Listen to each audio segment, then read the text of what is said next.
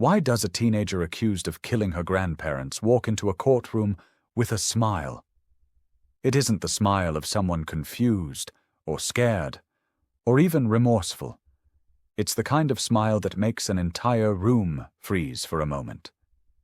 As Cassandra Bjorge takes her seat at the defendant's table, she looks around the courtroom as if she's sizing it up, almost daring it to react. The judge glances over his glasses. Spectators shift in their seats, whispering under their breath. A deputy standing by the wall locks his eyes on her, studying every move. And still, that faint smile stays. Light, casual, almost rehearsed. But the moment the first pieces of evidence appear, the photographs, the sealed bags, the crime scene markers, something in the room changes.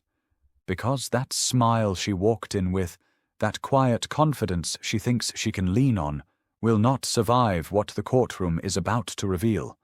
She believes she can guide the story. She believes she can stay one step ahead. But investigators have already uncovered a truth she cannot outrun. And in this courtroom, the gap between what she wants people to believe and what truly happened is about to open wide.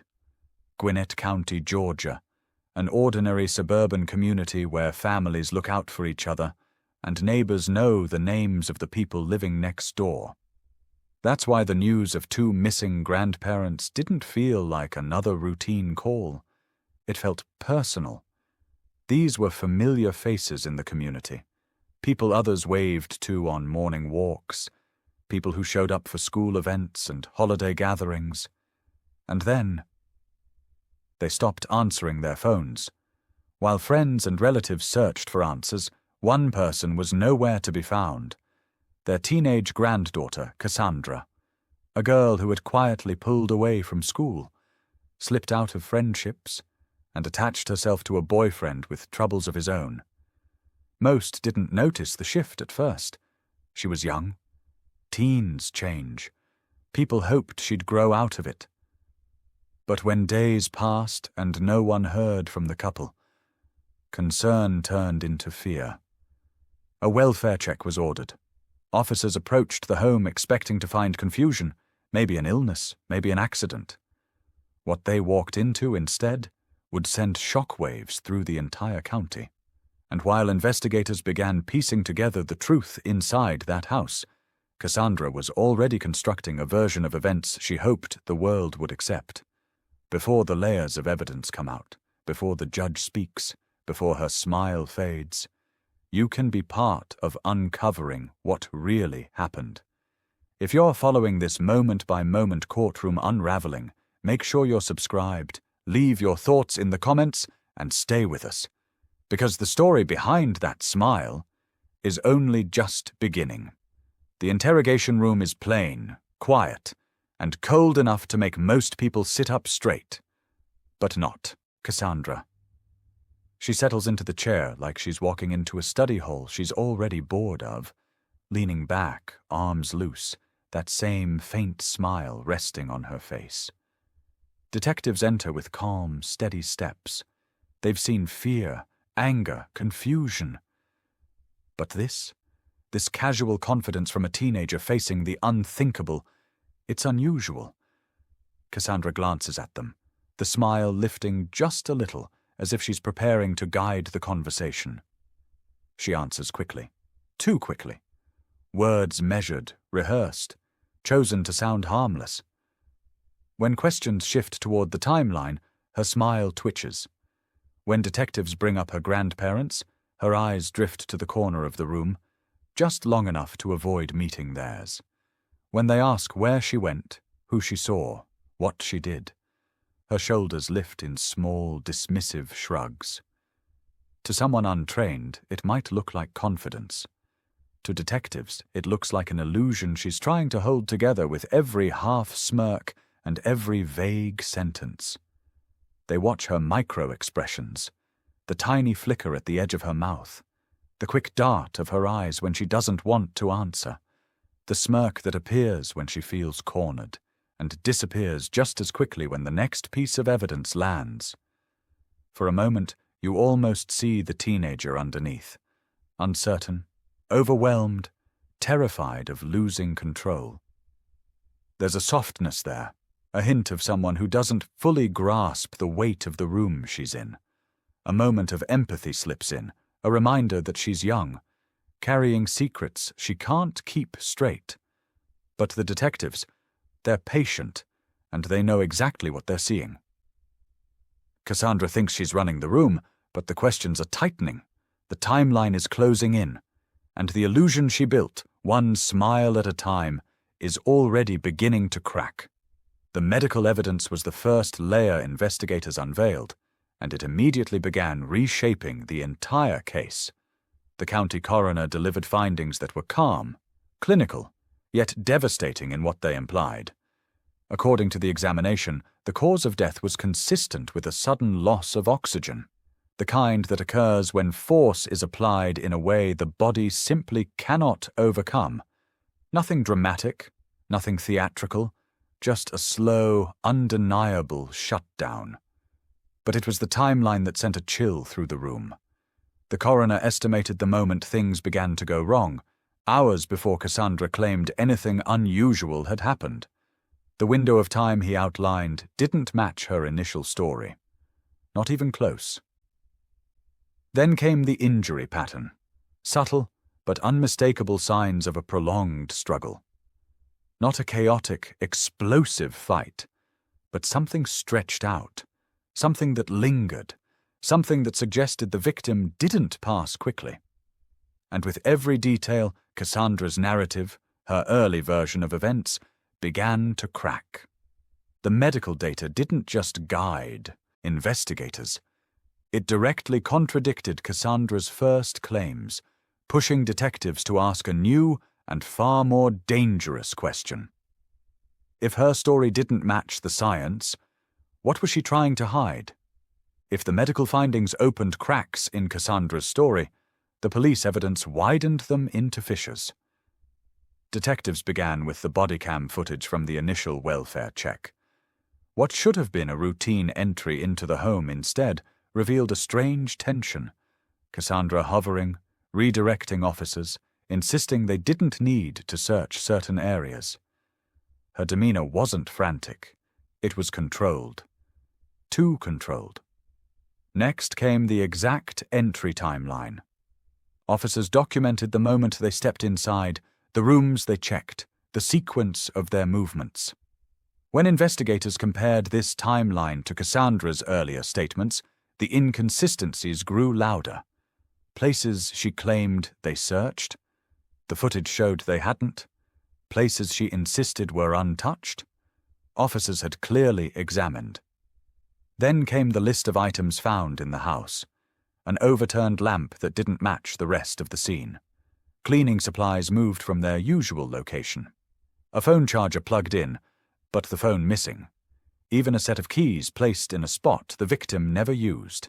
Each object added a new layer to a puzzle Cassandra was no longer controlling. The digital trail made things worse. Movement patterns, captured from home cameras, neighborhood security systems, and time-stamped activity logs, suggested planning rather than panic.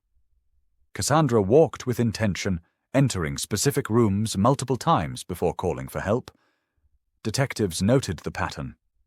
Not confusion, but preparation. Then the phones told their own story.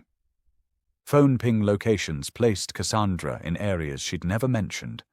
Brief stops, short detours, and a suspicious 12-minute delay before she finally returned home. Those unexplained movements raised a question investigators could no longer ignore. Was she setting the stage? Police then uncovered something decisive, clear attempts to hide or delay the discovery of what had happened. A trash bin moved. A device powered off minutes before officers arrived. A locked interior door she never mentioned. Every new piece of evidence pointed to the same unsettling truth. Cassandra wasn't just withholding the full story. She was actively trying to control how it was discovered. The digital trail revealed a side of Cassandra that no courtroom theatrics could hide. Text messages between her and her boyfriend painted a picture of a relationship layered with secrecy and coded conversations. Words that seemed harmless at first glance carried intent, hints of planning, and careful wording designed to avoid suspicion. Social media posts added another layer, images and updates that showed detachment, a casualness that felt almost rehearsed, as if she was performing normalcy for an audience that wasn't watching. Investigators combed through her search history, clean, methodical, but with patterns that suggested curiosity in ways she later denied. Even in simple queries, there were traces of her thought process, her planning, her attempts to understand the consequences she hoped to avoid. Late-night conversations revealed more. Talks about starting over, about leaving behind the past, about reshaping her story. Each message and timestamp built a portrait of a teen trying to assert control over her narrative, over the world, and over the courtroom that awaited her. Screenshots from these conversations exposed a startling reality. Cassandra was openly bragging about control, confident that she could steer the investigation, confident she could manipulate the perception of those around her. Evidence wasn't only physical or digital. Cassandra's behavior told its own story. Witnesses spoke of recent mood swings, sudden irritability, and moments of extreme withdrawal. Friends noted she had pulled back from social circles entirely, choosing isolation over companionship. Teachers remembered a young girl who had once been engaged and lively, now withdrawn, distant, and detached from her surroundings. Even family dynamics surfaced in testimony. Earlier conflicts with her grandparents, arguments over rules, independence, and control. Small incidents that might have seemed trivial at the time now took on a weight they had never held before. And there was a recurring pattern of a self-inflated sense of independence, a belief that she could act outside boundaries and still avoid consequences. One witness recounted Cassandra saying outright that she always finds a way out. A casual remark, perhaps, but now, in the context of everything else, the smirks, the messages, the manipulation, it foreshadowed the arrogance she would carry into the courtroom, the same arrogance that would soon meet the reality of the law. As Cassandra took her seat in the courtroom, the people around her felt the weight of the moment in different ways. Her parents and relatives sat frozen, their faces a mix of disbelief, heartbreak, and sorrow. Each small movement she made seemed to cut deeper, reminding them of the distance between her reality and theirs. Friends who had once laughed and shared secrets with her were stunned, unable to reconcile the girl they knew with the calm, almost indifferent demeanor she displayed now. Their whispers, barely audible, betrayed their shock and confusion. Courtroom spectators leaned forward, eyes fixed on every subtle gesture. The faint smile, the casual posture, the moments she avoided eye contact. All of it unsettled them. There was an almost imperceptible tension in the air, the kind that made people hold their breath without realizing it. Even police officers, seasoned in the worst humanity could offer, described her composure as off. It wasn't the overt arrogance of someone unafraid.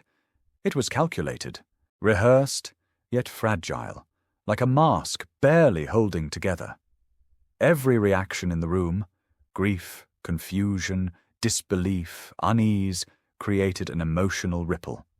It reminded everyone present and every viewer watching that this case was more than evidence and testimony.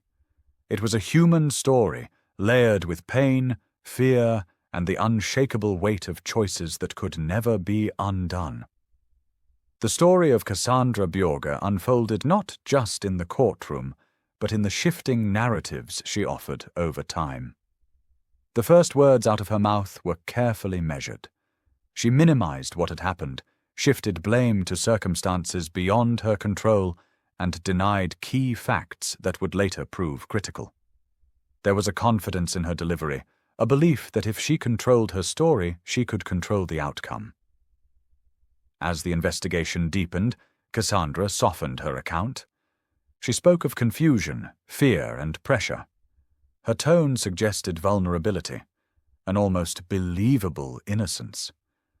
But beneath the surface, cracks were forming. Small inconsistencies, subtle hesitations, the occasional glance away when certain questions arose. And then came the undeniable confrontation with truth. Every carefully constructed line she had delivered collapsed under the weight of fact. The timeline she claimed did not align with what investigators had verified. Digital footprints exposed her actions and intentions, revealing thought processes she tried to conceal. Even the medical evidence, the hard, irrefutable science, contradicted the story she wanted people to believe. This was the moment the illusion of control shattered. The manipulations, rehearsed smiles, and deflections could no longer shield her. The audience sees clearly that the carefully maintained facade had finally been dismantled, and the reality of her actions was inescapable. Beneath the courtroom smirk and carefully measured words, the psychology of Cassandra Bjorge reveals a complex and troubling portrait. At just 16, she carried a youthful detachment that clashed sharply with the severity of the crime she was accused of. There was a need for control that drove her decisions. Every glance, every answer, every pause in court carefully calculated. Her emotional development had not kept pace with the consequences she now faced. Emotional immaturity shaped her behavior, allowing her to underestimate the weight of her actions, while fostering the belief that she could always talk her way out of anything. The smile she wore, sometimes faint, sometimes deliberate, served multiple purposes. At times, it was a coping mechanism, a way to soothe fear and anxiety. At others, it was a strategy, a subtle tool to influence those around her, to steer the narrative in her favor. Her choices did not exist in isolation. Partner dynamics, rebellion, and desperation all played a role in shaping the decisions she made. The interplay between wanting independence, testing boundaries, and seeking approval created a dangerous mixture, one that culminated in the courtroom where she now sat. This was the mind of a teenager confronting consequences far beyond her years, and the weight of her actions would soon become undeniable. The courtroom had been tense all morning, but in this moment, time seemed to slow. Cassandra Bjorge sat at the defendant's table, that same faint smirk lingering on her lips. Her posture was relaxed, her eyes scanning the gallery as if daring anyone to challenge her composure. The judge finally looked up from his notes and paused, letting the weight of the moment settle. The room grew still. Whispers died mid-word, pens hovered above papers, and even the hum of the air conditioning seemed to fade. Every eye was on Cassandra, on the young girl who had carried herself as though the courtroom belonged to her. The camera lingers on her face, confident, unshaken, almost serene. But beneath the surface, the tension is palpable. The judge begins, his tone measured yet firm. He outlines the severity of the evidence, the unshakable chain of facts that cannot be denied. He reminds the room, and Cassandra, of the betrayal of family, the trust violated in the most intimate and devastating way. He emphasizes the premeditation inherent in the acts, the careful planning that separates a tragic accident from a deliberate crime. The judge speaks of the seriousness of adult consequences, the fact that age does not erase accountability, that actions have weight beyond adolescence. And finally he addresses the disrespect shown in court, the smirks, the calculated gestures, the attempts to manipulate the narrative even now. As the words wash over her, the first cracks appear. The smirk that had been her armor begins to fade. Her breathing shifts subtly, a quickening that betrays the facade of control. Her eyes dart to her attorney for reassurance, then quickly back to the table. The camera captures every micro-expression, the tightening of her jaw, the faint furrowing of her brow, the small tremor in her hands. The courtroom watches, collectively holding its breath, as the confident teenager starts to unravel under the undeniable truth. The fear is quiet but tangible, a heavy weight that presses on everyone in the room. Yet, as the judge continues, a subtle shift begins, a movement toward relief, not for the crime, not for the outcome, but for the truth reclaiming the space that manipulation once occupied. In that silence, in that transformation, the audience feels the full power of justice asserting itself, the stark realization that the game Cassandra thought she was playing has ended, and reality, unforgiving, absolute, and final, has taken control. The courtroom fell into a heavy, almost tangible stillness. Every movement seemed muted, the rustle of papers, the quiet shuffle of shoes, the barely audible intake of breath. All eyes were on the judge as he began to deliver the sentencing. His words were steady, precise, and weighted with the full gravity of the law. Each phrase carried the reality of what had been done, and the certainty that justice would follow. The chain of events, the planning, the betrayal, and the consequences, all were laid bare in a voice that left no room for doubt. The camera shifts to the family, capturing the raw human emotion in the room.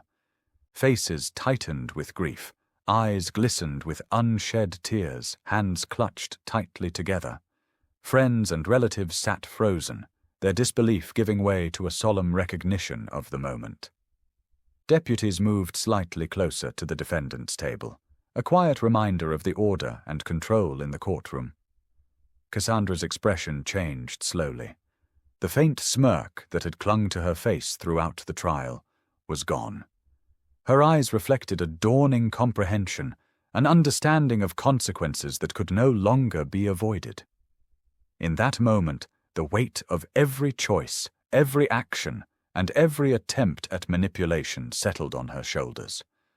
The room remained heavy, grounded, and respectful, an unspoken acknowledgement of the tragedy, the law, and the inescapable truth of justice being served. From the first faint smirk to the final realization, the story of Cassandra Bjorge is one of illusion colliding with reality. What began as a carefully constructed performance, an attempt to manipulate, to charm, to stay one step ahead, was slowly dismantled by truth, fact, and the unwavering weight of justice. The courtroom became the stage where confidence met consequence, where a smile that once masked fear and control gave way to silence. Every piece of evidence, every testimony, every pause in the judge's voice stripped away the facade, revealing the stark and undeniable reality. Accountability cannot be rehearsed, it cannot be feigned, and it cannot be avoided. In the end, the lesson is clear. No matter how confident you think you are, the truth has a way of walking into the room. And on this day, it spoke through a judge, through facts, through evidence, and through the weight of consequences that could not be escaped. The smile is gone, the silence remains. And the story leaves an indelible mark, reminding all who witness it that reality, measured, impartial, and absolute, will always find its way in. As the courtroom fades to silence and the weight of truth settles, take a moment to reflect on the story you've just witnessed. Every glance, every smirk, every careful choice led to this moment, and the lesson is as human as it is haunting. If this journey through the courtroom and interrogation gripped you, make sure to subscribe so you don't miss future stories that reveal how the truth always finds its way. Like the video if you were captivated by Cassandra's unraveling and the intricate web of evidence. We want to hear your thoughts. Did you see the cracks forming before they were revealed? Leave a comment below and share your take on how a single moment of accountability can change everything. Stay with us for more courtroom dramas, real-life cases, and psychological breakdowns where human behavior meets justice. Every story is a window into the consequences of choices and will bring you right to the front row.